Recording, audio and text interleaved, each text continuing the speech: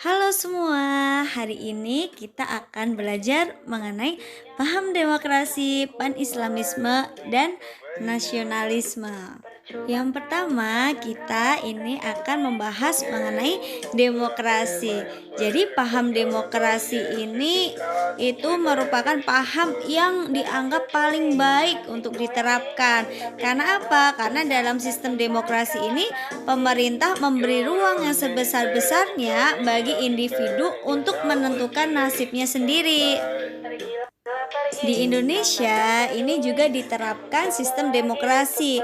Dari yang pertama ini ada demokrasi terpimpin, kemudian ada demokrasi liberal, dan sekarang ini kita sedang dalam sistem demokrasi Pancasila.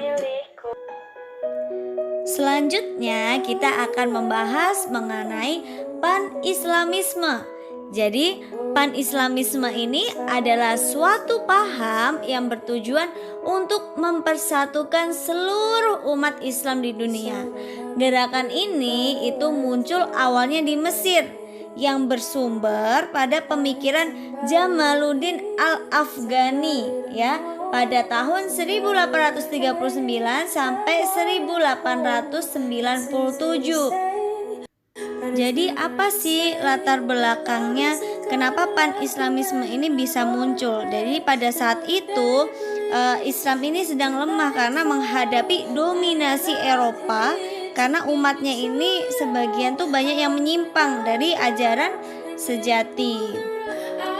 Gerakan pan-Islamisme ini banyak mempengaruhi rasa nasionalisme untuk memperoleh kemerdekaan di banyak wilayah yang mayoritas rakyatnya muslim seperti Turki, Mesir, India, hingga ke Indonesia.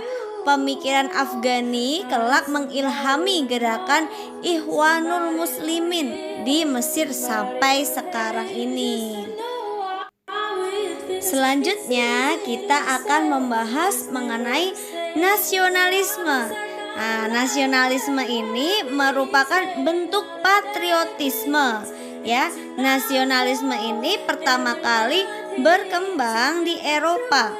Lahirnya paham ini kemudian diikuti dengan terbentuknya negara-negara nasional atau negara kebangsaan. Paham ini kemudian dengan cepat menyebar ke seluruh dunia, terutama di negara-negara jajahan yang dikuasai oleh bangsa Eropa.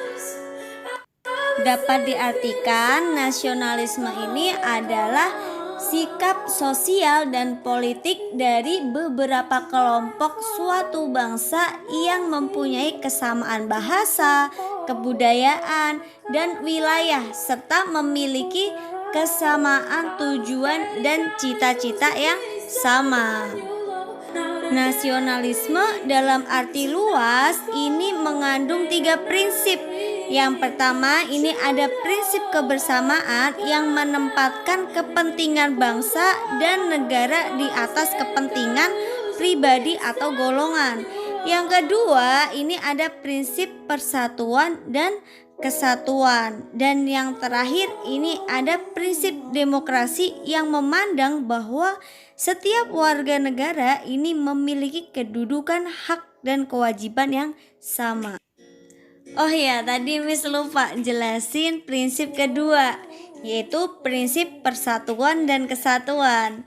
Jadi di sini setiap warga negara ini harus memiliki kesetiaan yang tinggi terhadap negara.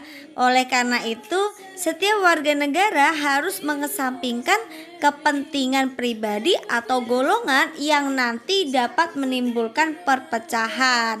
Hal ini dilakukan untuk menegakkan prinsip persatuan dan kesatuan.